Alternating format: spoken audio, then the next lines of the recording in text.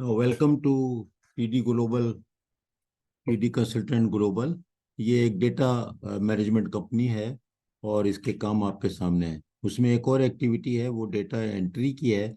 और फिर ये आपके जो वीज़े के जो फॉर्म होते हैं सारे, कनाडा के ख़ास तौर पर, वो उसको भरते हैं आपके लिए। और इंफॉर्मेशन प्रोवाइड करते हैं, गाइडेंस प्रोवाइड करते हैं, लेकिन एज ए कंसल्टेंट वर्क नहीं करते। क्योंकि कंसल्टेंट जो है वो तो लाखों रुपए उस इंफॉर्मेशन के ले रहे हैं आपसे, जो कि सारी की सारी नेट पे मौजूद है और उन गवर्नमेंट साइट्स पे मौजूद है जो कनाडा की गवर्नमेंट की अपनी है। तो आपसे भी ये हम चाहते हैं कि आप हमसे एजुकेशन लें, ट्रेनिंग लें और ये वीडियोस को देखें। और गवर्नमेंट की साइट जो हम दिखाएंगे उन पर खुद जा करके आप सारी मालूमात हासिल करेंगे, तो आपके काफ़ी पैसे बच जाएंगे। आज का हमारा टॉपिक है कि जो हम मेन टॉपिक हमारा जो चल रहा है वीडियोस में आजकल, वो है कि federal skill trade work programme, जिसमें इमिग्रेशन मिलता है हमारे ट्रेड वालों को। ट्रेड अप्रेंटिस जो होते हैं, इलेक्ट्रिशियन होते हैं, कुक होते हैं, मैकेनिक होते हैं, पावर सिस्टम ऑपरेटर होते हैं, एसबीओ होते हैं, मशीन ऑपरेटर होते हैं, उन सारों को। तो हम जानते हैं साइट पे कैनेडियन गवर्नमेंट की, ये देखें, ये eligibility criteria for expert entry है। और ये फेडरल स्किल ट्रेड प्रोग्राम पे हम बात करेंगे, ये दो पे बात नहीं करेंगे। सबसे पहली चीज़ आप देखें कि लैंग्वेज की रिक्वायरमेंट कितनी कम है, हमने आपको बताया है। ये रिक्वायरमेंट देखें बहुत कम है, ये इंटरमीडिएट भी बच्चा होगा ना, वो कर लेता है हमारे यहाँ का, तो पास हो जाता है। तो ये रिक्वायरमेंट बहुत कम है, ये रिक्वायरमेंट यहाँ पर ज़्यादा है। तो ये आप आराम से कर सकते हैं। फिर आप देखें कि एक्सपीरियंस क्या चाहिए, तो आप देखेंगे कि एक्सपीरियंस जो है वो हमें बहुत ही कम इसमें चाहिए। और वर्क एक्सपीरियंस आप देखें कि अंडर की ग्रुप टीयर 2 टीयर 3, ये भी हम आपको बता देंगे, आप फिलहाल इसमें कंफ्यूजन मत करें। आपको एनओसी पे पूरी मैं वीडियो बना के दूंगा ताकि आप समझ जाएं। तो आप देखें कि वर्क एक्सपीरियंस आपको चाहिए, ये सारे इसमें ग्रुप्स दिए हुए हैं। आगे चलते हैं हम, कितना चाहिए क्या है अभी आपको बताते हैं। ये देखें, एक्सपीरियंस किसमें चाहिए, सिर्फ 2 साल चाहिए पिछले 5 साल में। ये बड़ी इंपॉर्टेंट है, इतना जुमला याद रख लें। ये आपको आमतौर पे लोग नहीं बता रहे कि 2 साल में, कुछ बताते हैं, कुछ कंसल्टेंट हैं, वो कंसल्टेंट नहीं है, वो गाइडेंस दे रहे हैं, इंफॉर्मेशन दे रहे हैं, बड़े अच्छे अच्छे लोग हैं, वो बहुत अच्छी अच्छी वीडियो बना रहे हैं और वो सारी बातें बता रहे हैं, और वो ये कह रहे हैं कि हम कंसल्टेंट नहीं है और हम आपको फायदे के लिए बता रहे हैं। उसी तरह की चीज़ हम लोग भी कर रहे हैं, हम आपको बता रहे हैं, लेकिन हम खुद ही इंजीनियर्स हैं, हम खुद ही, हमारे यहाँ ग्रुप में आईटी के लोग हैं, तो हम इस सारे मामले को बहुत अच्छी तरह समझते हैं। और आपको उसमें हम गाइडेंस दे रहे हैं, हम एजुकेशन दे रहे हैं, कंसल्टेंसी नहीं दे रहे। जॉब ऑफर रिक्वायर्ड है।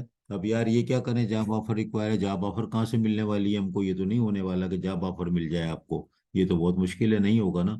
तो फिर क्या करेंगे हम, तो फिर नहीं। देखिए मत डरें, इस पे सारे लोग खेल रहे हैं और आपको नारेबाजी कर रहे हैं कि कुछ नहीं, जो आपकी ज़रूरत है आ जाओ, 15 दिन में पहुंचो। 15 दिन में कोई नहीं पहुंचेगा, इम्तिहान देना होगा, लाइसेंस लेना के लिए जाना होगा, इम्तिहान देने जाना होगा, विजिटर वीज़ा लेना होगा, ये सारी कास्ट आएगी। इम्तिहान की फीस 120 से $200 है। इम्तिहान के लिए क्वालिफाई करने की फीस अलग से 150-200 है कैनेडियन। तकरीबन 5-6 हज़ार, 500-600 डॉलर तो शुरू का खर्चा है। तो भाई वो तो यार बचाओ ना, कंसल्टेंट की फीस बचाओ, इस पेज पे जाओ, खुद ही देखो। अब ये जो सर्टिफिकेट ऑफ क्वालिफिकेशन है, इसमें ओंटारियो की मैं बना चुका हूँ वीडियो, और मैं हर सूबे की बनाऊंगा, हर प्रोविंस की बनाऊंगा। सर्टिफिकेट ऑफ क्वालिफिकेशन कुछ भी नहीं है, ये है कि आप इम्तिहान देने के अहल हैं।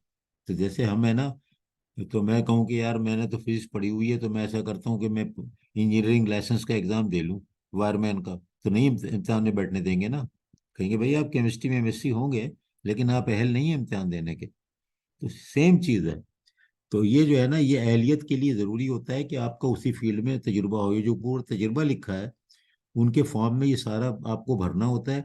और फिर वो आपको अपने जो एम्प्लॉयर हैं, पिछले अगले जो भी हैं, देख लें, 5 साल के अंदर वाली बात हो रही है, कोई बहुत मरे हुए को ना ढूंढने चले जाएं। तो उसके बाद जो 5 साल के अंदर वाली बात हो रही है, उनको फ़ोन करते हैं वो लोग। फ़ोन करने के बाद पता कर लेते हैं कि आपका सही है, तो फिर उसके बाद आपको इनवाइट करते हैं, तो विजिटर वीज़ा मिलना आसान होता है। इम्तिहान वहीं जाके देना होता है, लेकिन विजिटर वीज़े का बड़ा प्लस पॉइंट हो जाता है कि इम्तिहान देने जाना है, क्योंकि ये भी सर्टिफिकेट ऑफ क्वालिफिकेशन भी गवर्नमेंट का है ना, प्रोविंशियल का। तो यार वो फिर प्राइवेट का तो है नहीं, तो उसकी वैल्यू है।